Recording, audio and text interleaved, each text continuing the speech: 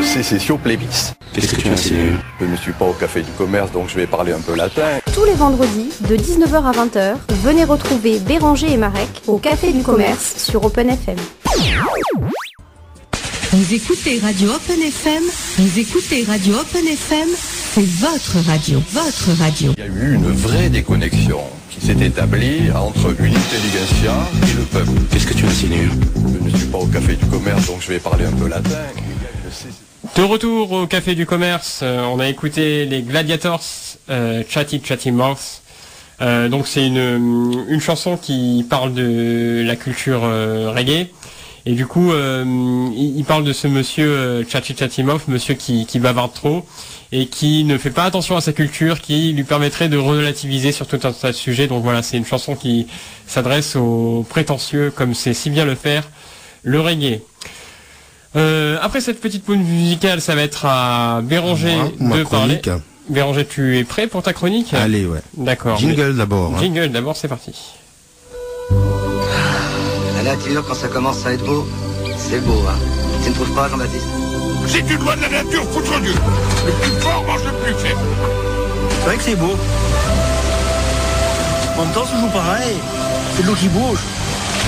C'est magnifique, ce monde. Béranger, c'est à toi. Alors, donc aujourd'hui j'ai prévu parler donc du réemploi, comme je le disais, je l'ai annoncé en titre. Alors donc avant d'entrer dans le vif du sujet, je vais quand même rappeler une fois encore. Donc l'objectif de ma chronique, une fois de plus, sans être prétentieux, donc c'est vraiment à travers les thèmes que j'aborde. Cette chronique a pour objectif d'inciter davantage les gens à l'éco-citoyenneté. Donc en toile de fond, c'est vraiment la sensibilisation et l'information aux questions environnementales. Alors donc aujourd'hui, j'ai prévu parler du réemploi. Le réemploi, qu'est-ce que c'est? Donc le réemploi, c'est une composante de l'économie circulaire, donc qui consiste à remettre dans le circuit économique des produits qui ne correspondent plus aux besoins premiers du consommateur. Et donc si tu veux, l'objectif Marek, c'est d'optimiser l'utilisation d'un bien. Ouais, d'accord. En termes clairs, c'est quoi? C'est qu'aujourd'hui, généralement, quand tu déménages ou quand, au bout d'un certain nombre d'années, tu n'as plus besoin t'as des, je sais pas moi, un matelas, un meuble qui t'encombre, ou qui t'as envie de changer, ou qui t'encombre, tu le vires. Et donc, souvent ça, la destination n'est pas toujours optimisée, si tu veux. C'est-à-dire que. Ça pourrait encore servir. Ça pourrait encore servir, mais des fois ça va à la déchetterie parce que, des fois t'appelles, par exemple, le secours populaire, ils disent non, je suis pas venu récupérer, ramenez-moi les choses. Entre-temps, toi t'as pas une remorque, donc du coup tu fous ça à la poubelle, tu mets ça devant chez toi, ça tombe en ruine, alors que c'est des choses.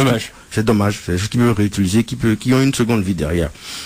Donc toi tu vas nous parler de cette seconde vie possible. De cette seconde vie possible, exactement. Alors donc dans le contexte ici, si tu veux, je vais peut-être quand même rappeler quand même les enjeux liés au réemploi, donc à cet aspect-là. Donc enjeu environnemental parce que nous sommes dans un contexte de raréfaction, et de fluctuation des crues de matières premières. Ouais. Et donc le réemploi, ça permet de limiter les prélèvements sur les ressources naturelles tout simplement. Oui. Donc plutôt que de jeter un meuble et d'en reproduire un autre derrière, donc en réutilisant les matières premières, tu réemploies, donc ça donne plus de vie et ça limite les prélèvements et ça limite aussi la consommation d'énergie.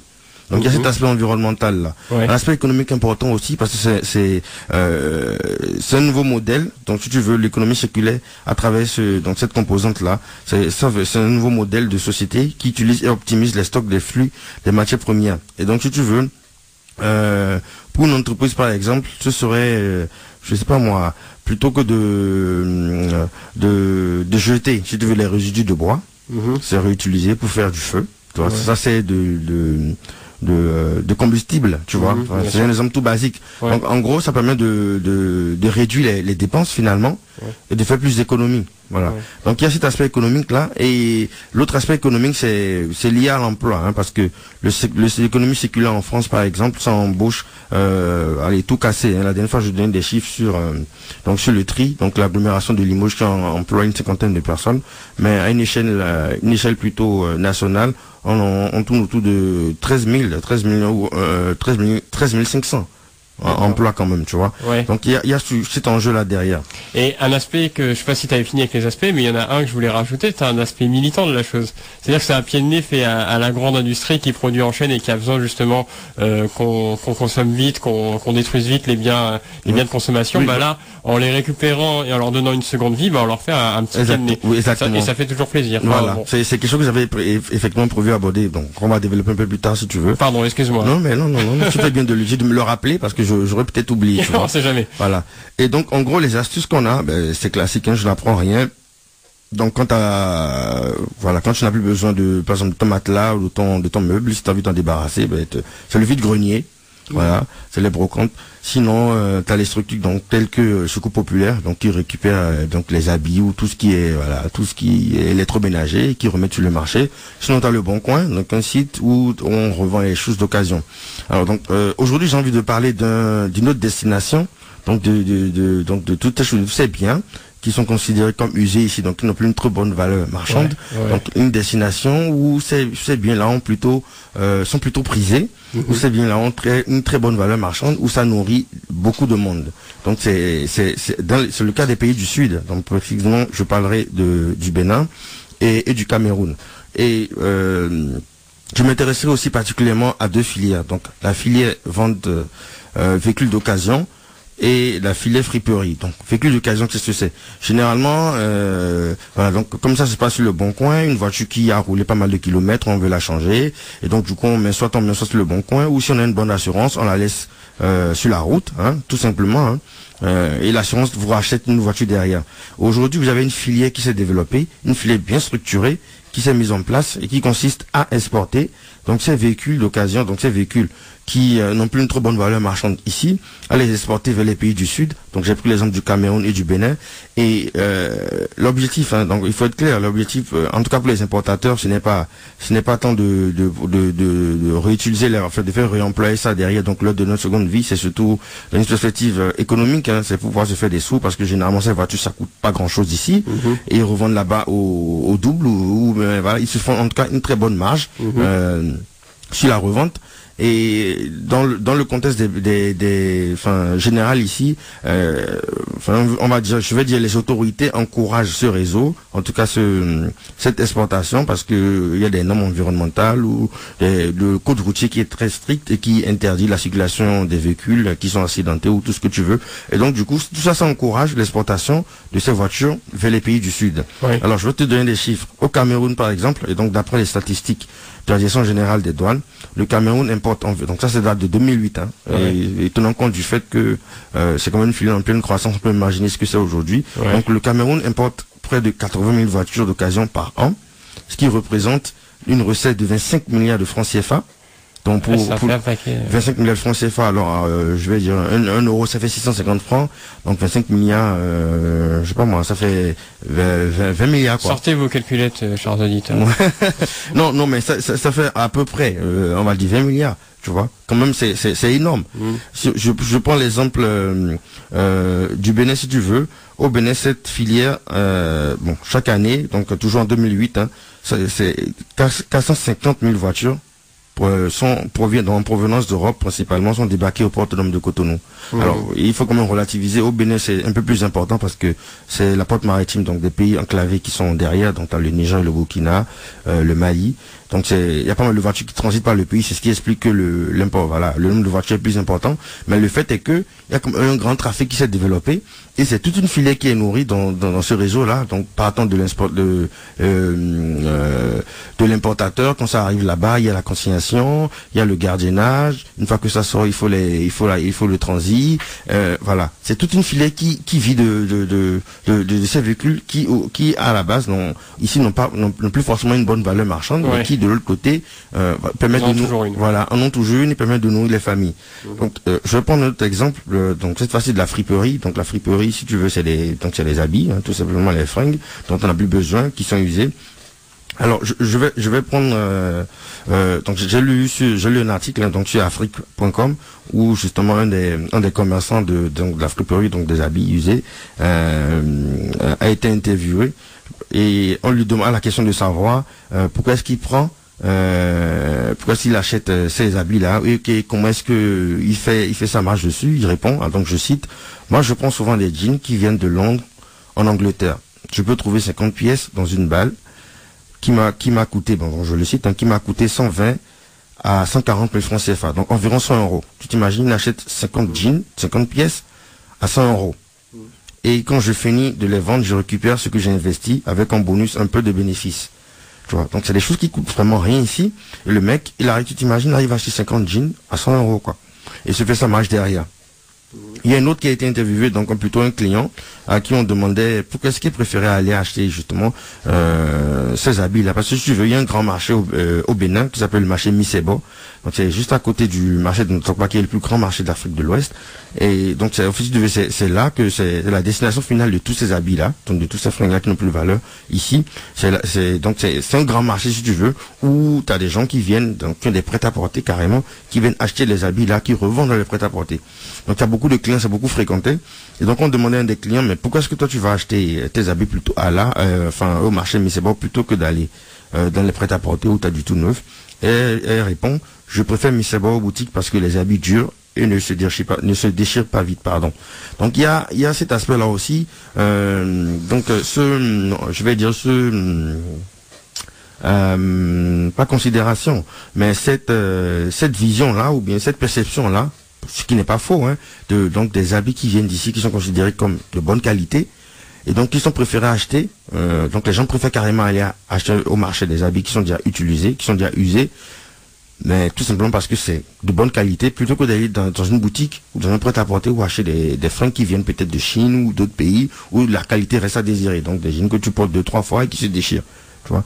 Donc c'est pour dire en gros on peut effectivement déplorer le fait que l'objectif principal donc de l'exportation de tout ça, de tous ces équipements vers les pays du Sud, ce n'est pas tant de pouvoir leur redonner une seconde vie. Donc ce n'est pas une perspective d'économie circulaire, de réemploi, c'est plutôt pour s'en débarrasser parce que voilà, en griffe, l'Afrique c'est une poubelle, faut dire les choses. Mais il y a cet aspect positif là finalement qui ressort, et donc dans une perspective de protéger la planète, donc de réemployer les choses, de limiter les prélèvements sur les ressources naturelles, c'est quelque chose d'important à noter.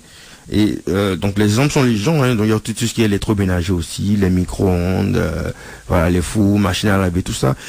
Tu en as partout aujourd'hui en Afrique. Dans tous les coins de rue, tu as des petits magasins qui se créent, qui se font la concurrence, qui vendent des produits venus de France, ça s'appelle communément, et qui nourrissent quand même un bon nombre de populations en Afrique. Alors après, il y a des limites, donc comme je le disais par exemple, t'as des voitures effectivement qui n'ont plus forcément on va dire en gros une seconde vie, des voitures qui ne peuvent plus être réutilisées normalement, qui sont envoyées en Afrique et qui sont sources de pollution et de maladies. Et par rapport à ça, justement, tu as certains pays comme le Niger, par exemple, qui a mis une loi en place qui interdit l'importation de véhicules âgés de plus de 10 ans. Tu vois, donc qui permet de limiter un peu les dégâts, donc de filtrer, de limiter la pollution et donc les conséquences sur la santé. Une autre limite, c'est que qui est plutôt lié donc à l'industrie, on va dire de l'électroménager, ou bien à l'industrie de la technologie, si tu veux. Donc c'est la programmation. Juste à les téléphones portables aujourd'hui. Tu sais, avant avec les téléphones portables, tu pouvais bien enlever ta batterie, la voix, machin, tout ça. Mais aujourd'hui, tu peux plus. C'est fait exprès parce qu'à partir d'un certain nombre d'années, il faut que tu changes de téléphone. Et tout ça, ça n'encourage pas l'économie circulaire. En tout cas, ça va plutôt à l'encontre de cet objectif-là. Donc il y a cette limite-là qu'on peut noter. L'autre limite, c'est que que j'avais déjà évoqué tout à l'heure effectivement. Donc c'est le fait que les choses sont envoyées dans les pays du Sud, non pas forcément pour pouvoir leur redonner une seconde vie, parce qu'on veut s'en débarrasser tout simplement. Donc il y a cette limite là. Et une autre troisième limite à laquelle je viens de penser, c'est que finalement tu te rends compte que tout peut pas être trié, parce que si tu veux, tu as des appareils d'électroménager qui consomment beaucoup d'énergie. Et donc c'est bien beau de vouloir garder son micro-ondes, parce que voilà, c'est vrai qu'il est vieux, mais il me sert encore. Mais finalement, est-ce que c'est pas mieux d'acheter un micro-ondes plus neuf, Donc c'est-à-dire qui est plutôt certifié, donc plus que tout ce qui est construit aujourd'hui, en tout cas tient compte de la consommation d'énergie. Donc c'est en gros voilà, c'est les appareils qu'on a aujourd'hui consomment quand même moins d'énergie. Est-ce que c'est pas mieux d'acheter un nouveau appareil quand même qui consomme moins d'énergie, et donc plutôt d'être dans cette perspective là de pouvoir réduire son empreinte écologique que de garder un vieux micro-ondes qui certes permet de faire durer ça dans le temps, mais qui finalement consomme beaucoup d'énergie et donc qui n'arrange pas la planète finalement. Alors c'est une question que je pose. Oui, non, mais c'est intéressant que tu dises ça parce que tu mets en avant moi ce que j'appelle une des contradictions du modèle écologique, c'est-à-dire que en même temps il te pousse à conserver un maximum de produits le plus longtemps possible, et en même temps ils te disent oui mais tes produits anciens aujourd'hui sont plus valables, ils polluent, du coup changeant. Du coup il y en a un paquet. Moi l'écologie j'aurais des choses à dire, mais c'est une des contradictions qui est majeure dans les recommandations qui sont faites par les écologistes de tous bords. Ouais, voilà. Et donc, je pense que j'ai assez épuisé le temps. Donc, pour finir ma chronique, je vais juste dire que, rappeler que le réemploi, ça permet de diminuer le prélèvement des ressources, de réduire la production de déchets et de restreindre la consommation d'énergie. Donc c'est vraiment quelque chose qu'il faut garder à l'idée, et donc il faut l'avoir à l'esprit et mener toute action ou tout acte qui peut aller justement dans cette logique là. Je vais peut-être finir par une citation, donc non pas une phrase, une citation de François-Michel Lambert, donc le président de l'Institut de l'économie séculaire, qui dit: l'économie séculaire, c'est fait de nos déchets des matières premières. Voilà. Oh, d'accord, ok, voilà. Chouette. Apparemment, on a quelqu'un qui a téléphoné à l'antenne et qui souhaiterait intervenir. Du coup, on va essayer de le faire passer. On va essayer de faire fonctionner la régie parce qu'on découvre un petit peu tout ça. Ce sera très rapide parce qu'après on a une autre chronique avec le 8 mai. Mais donc voilà, normalement à la reprise de l'antenne, on aura un de nos auditeurs en direct. C'est bien ça? Ouais, normalement, oui, comme tu dis. Si tout se passe bien. Si tout se passe bien. Que va-t-on écouter pour l'instant, Béranger? En attendant, alors je propose qu'on écoute Jean Ferrat, donc Que la montagne est belle. Que la montagne est belle, ça date de 1962. Voilà, allons-y, c'est parti. Vous écoutez Radio Open FM, c'est votre radio. Il y a eu une vraie déconnexion qui s'est établie entre une intelligentsia et le peuple. Qu'est-ce que tu insinues? Je ne suis pas au Café du Commerce, donc je vais parler un peu latin. De retour au Café du Commerce, on a écouté les Gladiators, Chatty Mouth. Donc c'est une chanson qui parle de la culture reggae. Et du coup, il parle de ce monsieur Chatty Mouth, monsieur qui bavarde trop et qui ne fait pas attention à sa culture, qui lui permettrait de relativiser sur tout un tas de sujets. Donc voilà, c'est une chanson qui s'adresse aux prétentieux, comme c'est si bien le faire le reggae. Après cette petite pause musicale, ça va être à Béranger de parler. Béranger, tu es prêt pour ta chronique? Allez, ouais. D'accord. Jingle d'abord. Jingle d'abord, c'est parti. La nature, quand ça commence à être beau, c'est beau, hein. Tu ne trouves pas, Jean-Baptiste? Si tu dois de la nature, foutre Dieu. Le plus fort mange le plus faible. C'est vrai que c'est beau. En même temps, c'est toujours pareil. C'est de l'eau qui bouge. C'est magnifique, ce navire. Béranger, c'est à toi. Alors, donc aujourd'hui j'ai prévu parler donc du réemploi, comme je le disais, je l'ai annoncé en titre. Alors donc avant d'entrer dans le vif du sujet, je vais quand même rappeler une fois encore donc l'objectif de ma chronique, une fois de plus sans être prétentieux. Donc c'est vraiment à travers les thèmes que j'aborde, cette chronique a pour objectif d'inciter davantage les gens à l'éco-citoyenneté. Donc en toile de fond, c'est vraiment la sensibilisation et l'information aux questions environnementales. Alors donc aujourd'hui, j'ai prévu parler du réemploi. Le réemploi, qu'est-ce que c'est? Donc le réemploi, c'est une composante de l'économie circulaire, donc qui consiste à remettre dans le circuit économique des produits qui ne correspondent plus aux besoins premiers du consommateur. Et donc si tu veux, l'objectif Marek, c'est d'optimiser l'utilisation d'un bien. Ouais, d'accord. En termes clairs, c'est quoi? C'est qu'aujourd'hui, généralement, quand tu déménages ou quand, au bout d'un certain nombre d'années, tu n'as plus besoin t'as des, je sais pas moi, un matelas, un meuble qui t'encombre, ou qui t'as envie de changer, ou qui t'encombre, tu le vires. Et donc, souvent, la destination n'est pas toujours optimisée, si tu veux. C'est-à-dire que. Ça pourrait encore servir. Ça pourrait encore servir, mais des fois, ça va à la déchetterie parce que, des fois, t'appelles, par exemple, le secours populaire, ils disent non, je suis pas venu récupérer, ramenez-moi les choses. Entre-temps, toi t'as pas une remorque, donc du coup tu fous ça à la poubelle, tu mets ça devant chez toi, ça tombe en ruine, alors que c'est des choses. C'est dommage. C'est des choses qui peuvent réutiliser, qui ont une seconde vie derrière. Donc toi tu vas nous parler de cette seconde vie possible. De cette seconde vie possible, exactement. Alors donc dans le contexte ici, si tu veux, je vais peut-être quand même rappeler quand même les enjeux liés au réemploi, donc à cet aspect-là. Donc enjeu environnemental parce que nous sommes dans un contexte de raréfaction, et de fluctuation des crues de matières premières. Ouais. Et donc le réemploi, ça permet de limiter les prélèvements sur les ressources naturelles tout simplement. Oui. Donc plutôt que de jeter un meuble et d'en reproduire un autre derrière, donc en réutilisant les matières premières, tu réemploies, donc ça donne plus de vie et ça limite les prélèvements et ça limite aussi la consommation d'énergie. Donc il y a cet aspect environnemental là. Ouais. Un aspect économique important aussi parce que c'est un nouveau modèle. Donc si tu veux, l'économie circulaire à travers cette composante là, c'est un nouveau modèle de société qui utilise et optimise les stocks des flux des matières premières. Et donc si tu veux, pour une entreprise par exemple, ce serait je sais pas moi, plutôt que de jeter, si tu veux, les résidus de bois, c'est réutilisé pour faire du feu. Tu vois, ça c'est de combustible, tu vois. C'est un exemple tout basique. Ouais. Donc en gros, ça permet de réduire les dépenses finalement et de faire plus d'économies. Voilà. Ouais. Donc il y a cet aspect économique là, et l'autre aspect économique c'est lié à l'emploi, parce que l'économie circulaire en France par exemple, ça embauche tout cassé. La dernière fois je donnais des chiffres sur le tri, donc l'agglomération de Limoges qui emploie une cinquantaine de personnes, mais à une échelle plutôt nationale, on tourne autour de 13 500 emploi quand même, tu vois. Ouais. Donc il y a cet enjeu là derrière. Et un aspect que je sais pas si tu avais fini avec les aspects, mais il y en a un que je voulais rajouter, c'est un aspect militant de la chose.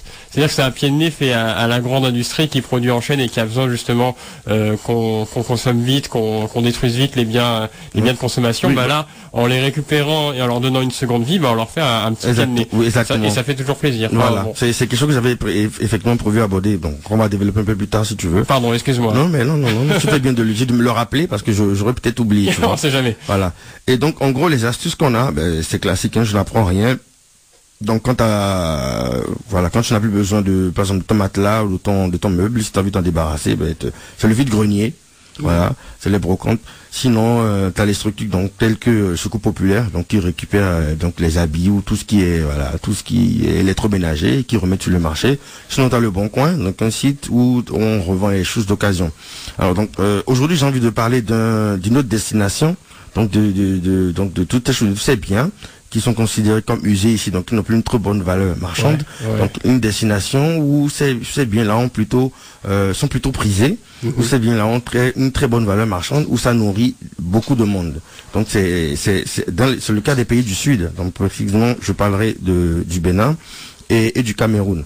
Et je m'intéresserai aussi particulièrement à deux filières. Donc la filière vente véhicules d'occasion et la filière friperie. Donc véhicule d'occasion, qu'est-ce que c'est? Généralement, donc comme ça se passe sur le Bon Coin, une voiture qui a roulé pas mal de kilomètres, on veut la changer, et donc du coup on met soit sur le Bon Coin, ou si on a une bonne assurance, on la laisse sur la route, tout simplement, et l'assurance vous rachète une voiture derrière.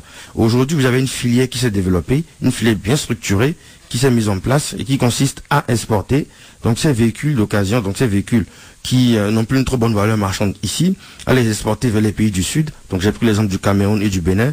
Et l'objectif, donc il faut être clair, l'objectif, en tout cas pour les importateurs, ce n'est pas tant de réutiliser de faire réemployer ça derrière, donc lors de notre seconde vie, c'est surtout une perspective économique, c'est pour pouvoir se faire des sous, parce que généralement ces voitures ça coûte pas grand chose ici, et ils revendent là-bas au double, ou ils se font en tout cas une très bonne marge sur la revente.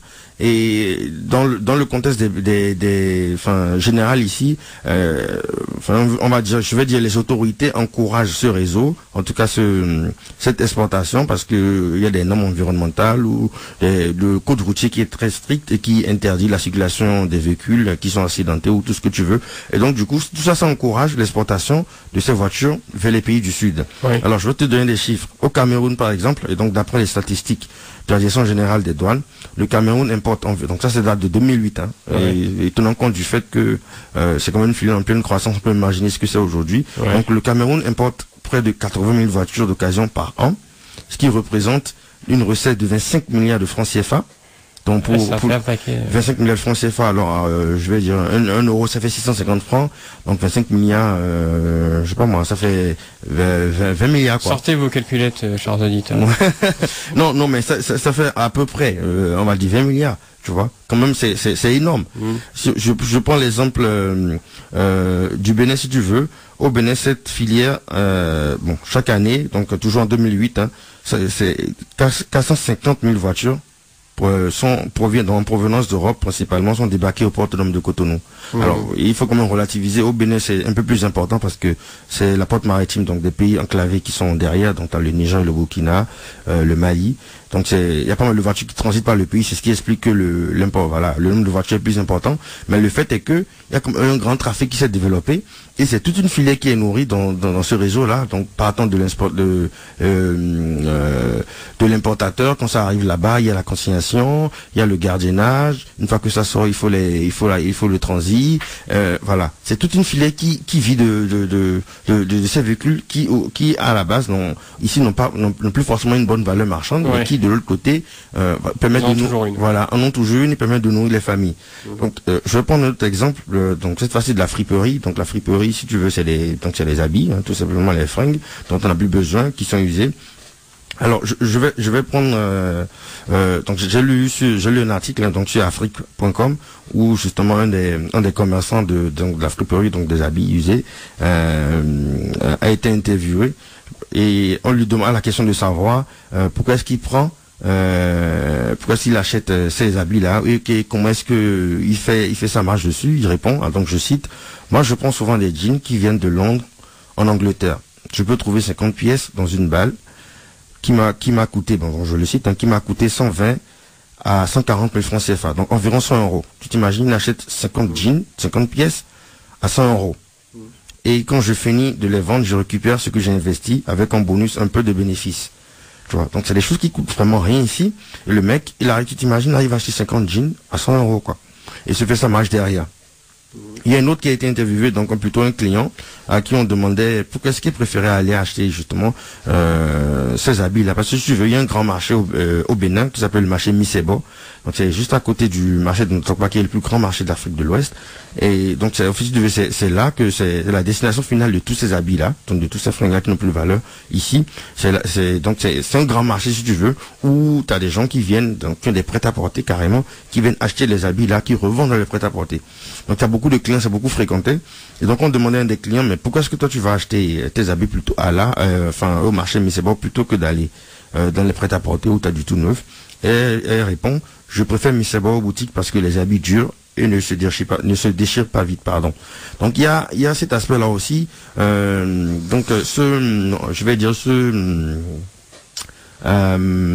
considération, mais cette vision-là ou bien cette perception-là, ce qui n'est pas faux, donc des habits qui viennent d'ici, qui sont considérés comme de bonne qualité, et donc qui sont préférés à acheter. Donc les gens préfèrent carrément aller acheter au marché des habits qui sont déjà utilisés, qui sont déjà usés, mais tout simplement parce que c'est de bonne qualité, plutôt que d'aller dans une boutique ou dans un prêt-à-porter ou acheter des fringues qui viennent peut-être de Chine ou d'autres pays où la qualité reste à désirer. Donc des jeans que tu portes 2-3 fois et qui se déchirent. Tu vois. Donc c'est pour dire en gros que on peut effectivement déplorer le fait que l'objectif principal donc de l'exportation de tout ça, de tous ces équipements vers les pays du Sud, ce n'est pas tant de pouvoir leur redonner une seconde vie, donc ce n'est pas une perspective d'économie circulaire, de réemploi, c'est plutôt pour s'en débarrasser parce que voilà, en griffe, l'Afrique c'est une poubelle, faut dire les choses, mais il y a cet aspect positif là finalement qui ressort, et donc dans une perspective de protéger la planète, donc de réemployer les choses, de limiter les prélèvements sur les ressources naturelles, c'est quelque chose d'important à noter. Et donc les exemples sont les gens, donc il y a tout ce qui est électroménager aussi, les micro-ondes, voilà, les fours, machines à laver, tout ça. Tu en as partout aujourd'hui en Afrique. Dans tous les coins de rue, tu as des petits magasins qui se créent, qui se font la concurrence, qui vendent des produits venus de France, ça s'appelle communément, et qui nourrissent quand même un bon nombre de populations en Afrique. Alors après, il y a des limites, donc comme je le disais par exemple, t'as des voitures effectivement qui n'ont plus forcément on va dire en gros une seconde vie, des voitures qui ne peuvent plus être réutilisées normalement, qui sont envoyées en Afrique et qui sont source de pollution et de maladies. Et par rapport à ça, justement, tu as certains pays comme le Niger, par exemple, qui a mis une loi en place qui interdit l'importation de véhicules âgés de plus de 10 ans. Tu vois, donc qui permet de limiter un peu les dégâts, donc de filtrer, de limiter la pollution et donc les conséquences sur la santé. Une autre limite, c'est que qui est plutôt lié donc à l'industrie, hein, on va dire de l'électroménager ou bien à l'industrie de la technologie, si tu veux. Donc c'est la programmation, juste à les téléphones portables aujourd'hui. Tu sais, avant avec les téléphones portables, tu pouvais bien enlever ta batterie, la voix, machin, tout ça, mais aujourd'hui tu peux plus. C'est fait exprès parce qu'à partir d'un certain nombre d'années, il faut que tu changes de téléphone et tout ça, ça n'encourage pas l'économie circulaire. En tout cas, ça va plutôt à l'encontre de cet objectif-là. Donc il y a cette limite-là qu'on peut noter. L'autre limite, c'est que que j'avais déjà évoqué tout à l'heure, effectivement. Donc c'est le fait que les choses sont envoyées dans les pays du Sud, non pas forcément pour pouvoir leur donner une seconde main, parce qu'on veut s'en débarrasser tout simplement. Donc il y a cette limite-là. Et il y a une autre troisième limite à laquelle je viens de penser, c'est que finalement tu te rends compte que tout peut pas être trié, parce que si tu veux, tu as des appareils d'électroménager qui consomment beaucoup d'énergie. Et donc c'est bien beau de vouloir garder son micro-ondes parce que voilà, c'est vrai qu'il est vieux, mais il me sert encore. Mais finalement, est-ce que c'est pas mieux d'acheter un micro-ondes plus neuf, donc c'est-à-dire qui est plutôt certifié, donc plus que tout ce qui est construit aujourd'hui, en tout cas tient compte de la consommation d'énergie. Donc c'est en gros voilà, c'est les appareils qu'on a aujourd'hui consomment quand même moins d'énergie. Est-ce que c'est pas mieux d'acheter un nouveau appareil quand même qui consomme moins d'énergie, et donc plutôt d'être dans cette perspective là de pouvoir réduire son empreinte écologique que de garder un vieux micro-ondes qui certes permet de faire durer ça dans le temps, mais qui finalement consomme beaucoup d'énergie et donc qui n'arrange pas la planète finalement. Alors, c'est une question que je pose. Oui, non, mais c'est intéressant que tu dis ça, parce que tu mets en avant ce que j'appelle une des contradictions du modèle écologique, c'est-à-dire que en même temps il te pousse à conserver un maximum de produits le plus longtemps possible, et en même temps ils te disent oui, mais tes produits anciens aujourd'hui sont plus valables, ils polluent. Exactement. Du coup changeant. Du coup il y en a un paquet. Hein. Moi, l'écologie, j'aurais des choses à dire, hein, mais c'est une des contradictions, qui est majeure dans les recommandations qui sont faites par les écologistes de tous bords. Ouais, voilà. Et donc, je pense que j'ai assez épuisé le temps. Donc, pour finir ma chronique, je vais juste dire que, rappeler que le réemploi, ça permet de diminuer le prélèvement des ressources, de réduire la production de déchets et de restreindre la consommation d'énergie. Donc c'est vraiment quelque chose qu'il faut garder à l'idée, et donc il faut l'avoir à l'esprit et mener toute action ou tout acte qui peut aller justement dans cette logique-là. Je vais peut-être finir par une citation, donc non pas une phrase, une citation de François-Michel Lambert, donc le président de l'Institut de l'économie circulaire, qui dit: l'économie circulaire, c'est fait de nos déchets des matières premières. Voilà. Oh, d'accord, ok, voilà. Chouette. Apparemment, on a quelqu'un qui a téléphoné à l'antenne et qui souhaiterait intervenir.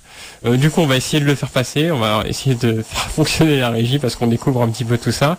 Ce sera très rapide parce qu'après on a une autre chronique avec le 8 mai. Mais donc voilà, normalement à la reprise de l'antenne, on aura un de nos auditeurs en direct. C'est bien ça. Ouais, normalement, oui, comme tu dis. Si tout se passe bien. Si tout se passe bien. Que va-t-on écouter pour l'instant, Béranger? En entendant, alors je propose qu'on écoute Jean Ferrat, donc Que la montagne est belle. Que la montagne est belle, ça date de 1962. Voilà, allons-y, c'est parti. De retour sur Radio Open FM. Alors, moment de vérité, est-ce que notre auditeur est avec nous par téléphone? Tout à fait, je suis avec vous. Je dis bonsoir à tout le monde. Bonsoir. Merci pour l'appel. Bienvenue. Merci. Bon, vous présentez, s'il vous plaît? Oui, présentez-vous. D'accord, moi je suis Boris Abossou. D'accord. Je suis acteur de la filière d'importation de voitures. D'accord. Ah. L'occasion. Ok.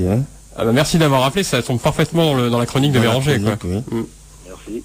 Alors, je suppose que vous avez écouté la chronique et que donc vous avez peut-être des observations, des apports à faire. Ce que je souhaite dire sur ça, dans un premier temps, je vais mettre du point de vue français par rapport à cette filière-là. D'accord. La première difficulté qu'il va rencontrer l'acteur qui voudra mener une activité de ce genre-là, c'est la difficulté bancaire. C'est-à-dire quand il monte son projet et qu'il va voir la banque pour un financement, il faut un financement pour acheter des véhicules. Okay. La première chose, c'est que la banque va lui dire, mais c'est instable l'Afrique. Okay. Il y a des guerres tout le temps. Oui. Qu'est-ce qui vous garantit que votre activité sera pérenne? Oui. Effectivement. Après, la banque lui dira, mais lorsqu'on fait un virement du Bénin vers la France, ça met minimum 2 semaines. C'est une réalité. Oui. Ouais, quand même. Donc ça, voilà, ça refroidit beaucoup la banque. Ok. Après, la banque parlera également, on va dire la banque qui connaît un peu cette filière, parlera également des vols, parce qu'il y en a souvent. Ok. Ouais. Des voitures, des pièces qui sont volées, ou des fois des voitures qui sont volées. Ça arrive encore, pour le dire. Donc il y a ces freins-là du côté de la France. Ok. Mais quand on se met du côté africain, du côté béninois, pour le Bénin, un petit pays d'Afrique de l'Ouest, pour commencer, ce pays, le Bénin reçoit une quantité de voitures dont près de 80% sont réimportés vers le Nigeria, le Togo, le Niger, le Burkina Faso. Donc les pays voisins. Voilà, qui sont des pays voisins. Le Bénin est une porte d'entrée de l'Afrique de l'Ouest. C'est ça, faut le dire. Le Togo aussi, le Nigeria aussi. Mais le volume que j'ai le Nigeria fait qu'il y a un débordement qui arrive au Bénin. Ok. Et donc, ce qui génère une quantité mais énorme d'emplois. Ok. Puisqu'en tête de la filière, on a l'importateur. Oui. Ensuite, on a le revendeur. Oui. On a le gestionnaire de pack qui a son pack, qui l'espace son véhicule. On a le gardiennage. On a les mécaniciens. On a les transitaires. Et puis les convoyeurs, et les transporteurs. Vous voyez rien que le nombre de métiers que je viens de citer. Il y a toute une filière. Il y a toute une filière qui est organisée. C'est vrai que l'économie reste informelle du fait de l'absence du secteur bancaire, où les échanges sont en espèces. Donc on se retrouve souvent avec des quantités énormes de billets. De liquidités. Qu'il faut transporter, qui est une difficulté. Mais mis à part ça, malgré le fait que les véhicules soient souvent vieilles, démodés ou polluantes, c'est vrai, c'est une réalité. Au Bénin, il y a une forte pollution. Mais derrière ça, ces véhicules auront une nouvelle vie. C'est ça, exactement. Et même quand ils arrivent à la fin de leur vie, il n'y a pas de perte. Les revendeurs de métaux vont récupérer le métal. Effectivement, ça remonte en Chine. Récupéré. Voilà, c'est ça. Les pneus vont finir par faire des tables, des chaussures, ou des bancs. Tout est réutilisé. Est réutilisé. Les géants en général finissent par faire des fours, pour faire manger. Vous en retrouvez beaucoup dans beaucoup de maisons, vous en avez. Donc tout est réutilisé, il n'y a pas de perte. Effectivement. Tout dépend du point de vue. Donc, je voulais juste apporter cette précision pour avoir eu les deux.